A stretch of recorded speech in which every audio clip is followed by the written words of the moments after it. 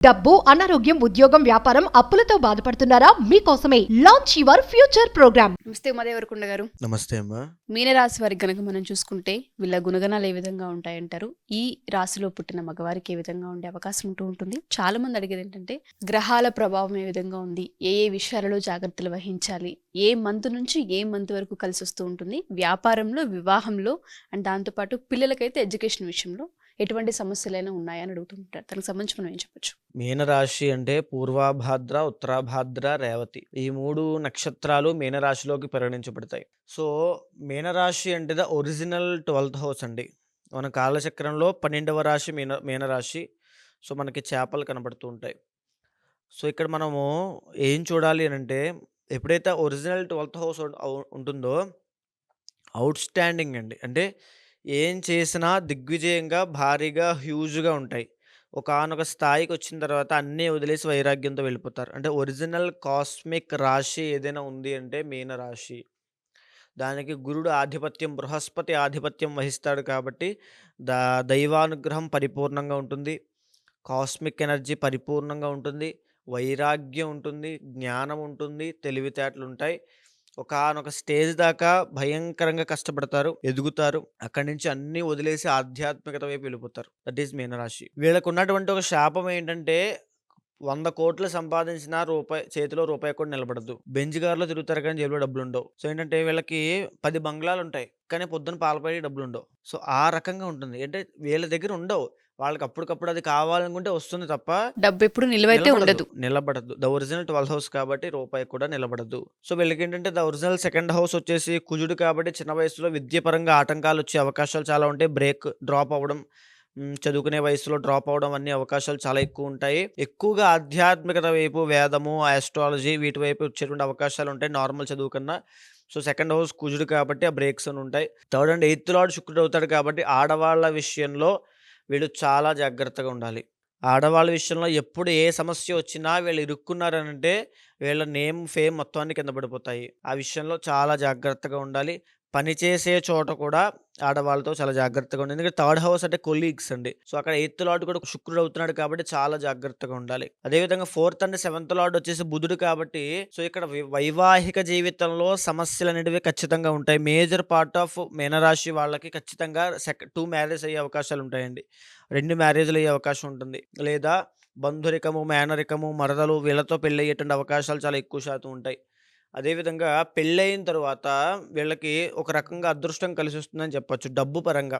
లేదా వీళ్ళ జీవితంలో ఎన్నో మార్పులు రావడం. ఇవన్నీ కూడా వీళ్ళకి పెళ్ళితో కలిసొచ్చే అవకాశాలు చాలా ఎక్కువ శాతం ఉంటాయి. మీనరాశి వాళ్ళకున్నటువంటి ఒకే ఒక్క శాపం ఏమిటంటే తల్లి. తల్లికి ఆరోగ్య సమస్యలు రావడం, తల్లి వల్ల వీళ్ళు ఇబ్బంది పడడం, వీళ్ళ వల్ల తల్లి ఇబ్బంది పడడం. ఇది ఖచ్చితంగా జరుగుతుంది. కావాలంటే మీరు చెక్ చేసుకోండి. మీనరాశి వాళ్ళు ఆత్మవిమర్శ చేసుకోండి. కమెంట్ చేయండి. తల్లి వల్ల ఏదో ఒక ఇబ్బంది మీరు పడడం అంటే తల్లి మాతృమూర్తి కరెక్టే కానీ జ్యోతిష్ శాస్త్రంలో అలా ఉంటుందండి. రుణానుబంధ రూపేణ పశుపతే సుతాలయ. ఏ కారణం లేకుండా ఎవ్వరు ఎవరికి జన్మించరు. అలా జన్మించారు మీరు బాధపడుతున్నారంటే ఎక్కడో మీకు మీ మాతృమూర్తికి ఏదో ఇబ్బందులు ఉండే ఉంటాయి. ఆ ఇబ్బంది జ్యోతిష్ చక్రం ద్వారా మీరు మీనరాశిలో జన్మించారు కాబట్టి గుర్తించవచ్చు. మీరు ఎదగాలి అనుకుంటే ఇంటిని దాటాలి ఖచ్చితంగా. ఇల్లు విడిచిపెట్టాలి, దూరంగా వెళ్ళాలి. ఎందుకంటే ఒరిజినల్ 12th హౌస్ అండి. విదేశాలు, ఫారెన్, తర్వాత ఫార్ అవే ప్లేసెస్, దూర ప్రాంతాలు ఇవన్నీ కూడా 12th హౌస్‌తో చూపించబడతాయి. లగ్న దశమాధిపతి the original 1st and 10th lord గురుడు అవుతాడు కాబట్టి ఉద్యోగం చేయడం కన్నా మీనరాశి వాళ్ళకి బిజినెస్ చాలా అద్భుతంగా ఉంటుంది. ఒక్కటి గుర్తుపెట్టుకోండి, మీరు మీనరాశిలో జన్మించి ఉద్యోగం చేస్తున్నారంటే మీ కెపాసిటీ వేరే ఉంది, మీ పొటెన్షియల్ వేరే ఉంది, మీరు సాధించాల్సింది వేరే ఉంది. మీరు కావాలని మిమ్మల్ని మీరు కాంప్రమైజ్ అడ్జస్ట్ అయ్యి ఉద్యోగంతో సరిపెట్టుకోవద్దు. సో ఉద్యోగం చేసి బానిసలా బ్రతకద్దు. మీరు చాలా క్యాపబుల్ పర్సన్. మీ తెలివితేటలు మాత్రమే వాడగలిగితే మీ శరీరాన్ని వాడాల్సిన అవసరం లేదు.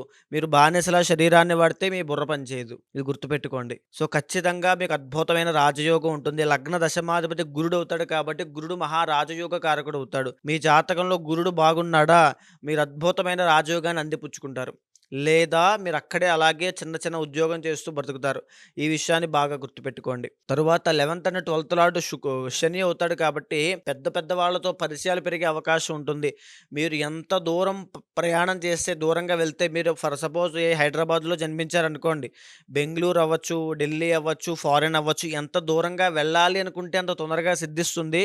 అంత దూరంగా వెళ్ళే కొద్దీ మీ యొక్క పేరు, మీ డబ్బు, మీ పరపతి, మీ ఆర్థిక పరిస్థితి అన్నీ బావుంటాయి. దూరంగా వెళ్ళే కొద్దీ మీకు రాజయోగం అనేది పడుతుంది. మీరెప్పుడైతే పుట్టిన చోటన అలా ఆగిపోయారో కూపస్థమండూకం అన్నట్టుగా బావిలో కప్పలాగా అక్కడే ఉండిపోతారు. ఓకే. అది గుర్తుపెట్టుకోండి. మీకు విదేశాలు వెళ్ళేటువంటి యోగం ఉంటుంది. విదేశాల్లో ఎంజాయ్ చేసే విదేశీ యానం వేరు. విదేశాల్లో స్థిరపడేటువంటి యోగం వేరండి. సో, ఆ 2 కూడా మీనరాశి వాళ్ళకి పరిపూర్ణంగా ఉంటాయి. ఆ విషయంలో చాలా అద్భుతంగా అనుభవిస్తారు. అయితే ఇంకా జాగ్రత్తగా ఉండాల్సిందేంటంటే పెళ్లి విషయంలో వీళ్ళు చాలా జాగ్రత్తగా ఉండాలి. మెజారిటీ ఆఫ్ మీనరాశి వాళ్ళకి 2 మ్యారేజెస్ అవుతాయి. ఇందాక చెప్పాను కదమ్మా! సో, పెళ్లి చేసుకునేటప్పుడు ఖచ్చితంగా జాతకాలు చూపించుకోండి. ఇంటర్నల్ జాతకంలో 7th లార్డ్ బాగుండాలి. కలత్రం బాగోలేదనంటే మీకు ఆల్రెడీ బిజినెస్ చేసే యోగం కూడా అద్భుతంగా ఉంటుంది కాబట్టి ఎందుకనంటే మీనరాశిలో రేవతి నక్షత్రం మీద శుక్రుడు ఉచ్చ స్థితిలోకి వెళ్తాడండి. ఈ మీనలోనే శుక్రుడు ఉచ్చ స్థితిలోకి వెళ్తాడు. దాని అర్థం ఏంటంటే వీళ్ళు లగ్జరీగా బ్రతికేటువంటి అవకాశాలు చాలా ఎక్కువుంటాయి. 12థ్‌లో ఎప్పుడైతే శుక్రుడు ఉచ్చస్థితి పడతాడో వైరాగ్యం కూడా వస్తుంది. ఆధ్యాత్మికత, ధార్మికత, దైవానుగ్రహము, మంత్రసిద్ధి, తరువాత కుండలిని జాగరణ, ఒక సన్యాసులు, యోగులు, సిద్ధులు, మహానుభావులు అందరూ కూడా ఈ కాస్మిక్ రాశిలో జన్మిస్తారు. ప్రవచనకర్తలు, ఉపన్యాసకులు, వాగ్ధాటి ఉన్న వాళ్ళందరూ కూడా ఉంటారు. ఎందుకంటే వైరాగ్యానికి వన్నిటికి సంబంధించింది. నార్మల్‌గా డబ్బు సంపాదించడము, ఇల్లు కట్టుకోవడం, ఈ ప్రపంచ జ్ఞానము ఇవి కాకుండా దైవ జ్ఞానము, ఆధ్యాత్మికత ప్రయాణము, ఆ ధార్మికత అవన్నీ వేరుంటాయి. ఆ రకమైన డైమెన్షన్‌లోకి వీళ్ళుండే అవకాశాలు చాలా ఎక్కువుంటాయి. ఆ డైమెన్షన్‌లో కనుక మీరుండగలిగితే మీరు అద్భుతమైనటువంటి రాజయోగం మీకు పట్టినట్టే. బికాజ్ అదే మీ ఒరిజినల్ ట్రూత్ ఆఫ్ లైఫ్ అండి. ఓకే. అది కాకుండా మీరు చిన్న ఉద్యోగం కోసం, వాటి కోసం అక్కడే ఉంటున్నారంటే మిమ్మల్ని మీరు మిస్ అవుతున్నారని అర్థం. సో, మీ జాతకంలో ఫస్ట్ ఆఫ్ ఆల్ బాగుండాల్సిన గ్రహాలు కొన్నుంటాయి. గురుగ్రహం చాలా బావుండాలి. శుక్రుడు చాలా బావుండాలి. చంద్రుడు చాలా బాగుండాలి. ఎస్పెషల్లీ తల్లికి వీళ్ళకి ఇబ్బందొచ్చేది ఉంటుంది కాబట్టి వీళ్ళు ఆ విషయంలో చాలా జాగ్రత్త వహించాలి. సో, మీనరాశి వాళ్ళకి రాబోయే రోజుల్లో అంటే ఈ 2025 సంవత్సరంలో ఎలా ఉండబోతుంది? ఈ సంవత్సరంలో శని ట్రాన్సిట్ జరగబోతోంది. గురుడు ట్రాన్సిట్ జరగబోతుంది. రాహు ట్రాన్సిట్ జరగబోతోంది. షష్టగ్రహ కూటమి పట్టబోతోంది. సో, వీటి వల్ల ఈ మీనరాశి వాళ్ళు సెకండ్ ఫేజ్ ఆఫ్ ఏలినాటి శనిలోకి ప్రారంభం కాబోతున్నారు. అంటే జన్మ శనిలోకి వెళ్ళబోతున్నారు. దీనివల్ల ఆరోగ్యపరంగా మీరు చాలా జాగ్రత్త తీసుకోవాలి. ఈ ఆరోగ్యపరమైన విషయాల్లో చాలా ఇబ్బందులొస్తాయి. ఎస్పెషల్లీ స్టమక్ సంబంధించినటువంటివి, లేదా సంతానపరమైన ఆరోగ్య సమస్యలవ్వచ్చు, లేదా మోకాళ్ళకి సంబంధించిన ఆరోగ్యపరమైన సమస్యలవ్వచ్చు, ఇంజ్యూరీస్ అవ్వచ్చు.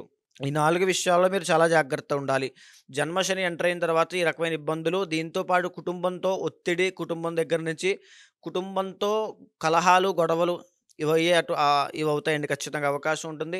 ఆస్తులు అమ్మేసేటువంటి అవకాశం ఉంటుంది. ఇప్పటిదాకా మీరు కష్టపడి పోగు చేసిన ఆస్తులు కూడా ఏదో ఒక సిట్యుయేషన్‌లో, ఏదో ఒక దాంట్లో అమ్మేసే అవకాశాలు చాలా ఎక్కువ శాతం ఉంటాయి. కాబట్టి శనికి సంబంధించిన హోమం జరిపించండి. సుదర్శన హోమం జరిపించండి. ఈ దోషం పోతుంది. తర్వాత రెండవది వీళ్ళకి మీనరాశి వాళ్ళకి 12వ స్థానంలోకి రాహు రాబోతున్నాడండి మే 18వ తారీఖు తర్వాత. దీనివల్ల వ్యసనాలకి అలవాటయ్యేటువంటి అవకాశాలుంటాయి. ఎవ్వరైనా సరే మీనరాశి వాళ్ళు బాగా గుర్తుపెట్టుకోండి. వ్యసనాలు కనుక మీకు అలవాటున్నాయంటే మీరు ఖచ్చితంగా అధఃపాతాళానికి వెళ్ళిపోబోతున్నారు. కష్టాలు పాలవబోతున్నారు. వ్యసనాలున్నాయంటే ఇంకా మీ జీవితం స్మాష్ అయిపోయినట్టే. అది బాగా గుర్తుపెట్టుకోండి. వ్యసనాల జోలికి వెళ్ళొద్దు. బెట్టింగ్స్ అవ్వచ్చు, ఏ ఎడిక్ట్స్ ఉన్నా సరే అవన్నీ కూడా అదుపులో ఉంచుకోండి. లేకపోతే కంప్లీట్‌గా నాశనం అయిపోతారు. ఓకే. ఇకపోతే మీనరాశి వాళ్ళకి 4వ స్థానంలోకి గురుడు వెళ్ళబోతున్నాడు మే 15వ తారీఖు తరువాత. దీనివల్ల ఒక గృహయోగం ఏర్పడేటువంటి అవకాశాలుంటాయి. గృహయోగము, వాహన యోగము, భూయోగము ఈ 3 ఏర్పడేటువంటి అవకాశాలు చాలా ఎక్కువ శాతం ఉంటాయి. సో, ఏంటంటే ముఖ్యంగా జాగ్రత్తగా ఉండాల్సిన అంశం ఆరోగ్యం అండి. అదేవిధంగా వ్యసనాలు, డబ్బులు వృధా చేసుకోవద్దు. ఈ సమయం చాలా కీలకమైనది మీనరాశి వాళ్ళకి. ఎందుకనంటే మార్చి 28వ తారీఖు దగ్గర నుంచి మార్చి 30వ తారీఖు దాకా షష్టగ్రహ కూటమి అంటే 6 గ్రహాలు మీనరాశిలోనే కలవబోతున్నాయండి. ఈ మీనరాశిలో లగ్నంలో ఎప్పుడైతే కలవబోతున్నాయో ఒక బెనిఫిట్ ఉంటుంది. ఒక నెగెటివ్ థింగ్ కూడా ఉంటుంది. బెనిఫిట్ ఏమిటంటే ఎవరైతే ఆధ్యాత్మికత వైపు ఉంటారో, ధార్మికత వైపు ఉంటారో, మంత్రసిద్ధి కోసం ప్రయత్నం చేస్తుంటారో, దైవానుగ్రహం కోసం పరితపిస్తూ ఉంటారో వాళ్ళందరికీ కూడా చాలా అద్భుతమైనటువంటి 2 రోజులవి. ఆ రోజుల్లో వీళ్ళు ఏ మంత్రం చేసినా, ఏ పరిహారము చేసినా, ఏ హోమము చేసినా అద్భుతంగా సిద్ధిస్తాయి. కుండలి, జాగరణ, మూలాధార చక్రం కూడా యాక్టివేట్ అవుతుంది. ఆ రకమైనటువంటి స్థితిలోకి వాళ్ళు వెళ్తారు. ఇంకా రెండవది మామూలుగా లౌకిక ప్రపంచంలో జీవించేటువంటి వాళ్ళకి ఆరోగ్యపరమైన తీవ్రమైన సమస్యలు రావచ్చు. వైవాహిక జీవితంలో తీవ్రమైన సమస్యలు రావచ్చు. బిజినెస్ పరంగా కష్టపడొచ్చు. బిజినెస్‌లు దివాళా తీసేయొచ్చు. కాబట్టి ఈ రకమైన సమస్యలన్నీ కూడా గోచరిస్తున్నాయి కాబట్టి, ఈ 2025వ సంవత్సరంలో కాస్త మిక్స్డ్ ఫలితాలున్నాయి కాబట్టి, చాలా జాగ్రత్తగా ఉండండి. నిరంతరము దైవనామస్మరణ ఖచ్చితంగా చేయండి. గురుబలం పెంచుకోవడం కోసం ప్రయత్నం చేయండి. శివానుగ్రహం కోసం ప్రయత్నం చేయండి. మీరు ప్రయత్నం చేస్తే దైవానుగ్రహం తొందరగా కలుగుతుంది. ఎందుకంటే మీరు ఆల్రెడీ ఒక పూర్వజన్మతో, పూర్వ పుణ్యంతో పుట్టినటువంటి వాళ్ళు. ఆ పూర్వజన్మ వాసనలు, ఆధ్యాత్మికత ఆల్రెడీ మీకు అంటి ఉన్నాయి. దాన్ని తట్టి నిద్ర లేపగలిగితే దైవానుగ్రహం పరిపూర్ణంగా మీకు అందుతుంది. సో ఓవరాల్గా మీనరాశి వరకు అయితే చాలా బాగుండే అవకాశం ఉంది.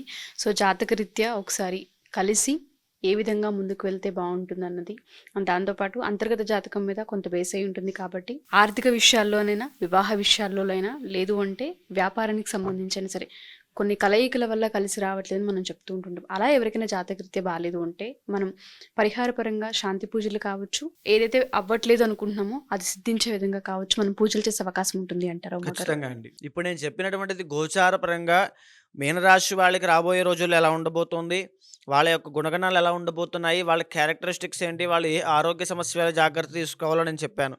అయితే మీ ఇంటర్నల్ జాతకంలో ఉండేటువంటి పరిస్థితులు ఏమిటి, ఏ గ్రహం మీకు అనుకూలిస్తుంది, ఏ గ్రహం దోషప్రదంగా ఉంది, ఏ గ్రహ యొక్క కంట్రోల్లో మీరు ఇప్పుడు ఉన్నారంటే దశ అంతర్దశలు ఏమిటి, మీకు ఏ సమస్య ఉంది, అది తెలుసుకుని నిర్దిష్టమైనటువంటి పరిహారం ఆచరించడం వల్ల, ఆచరించిన తరువాత నేను ఒక మంత్రం ఇస్తాను మీకు, మీ యొక్క సమస్య బట్టి, జాతకం బట్టి. ఆ మంత్రాన్ని నేను చెప్పిన విధంగా జపం చేయండి. 48 రోజుల్లో మీకు ఆ మార్పులు కనబడతాయి. ఆ సమస్య పరిహారం అవుతుంది. డెఫినెట్గా అండి. థ్యాంక్ యూ ఉమా గారు. Thank you so much. నమస్తే అమ్మా.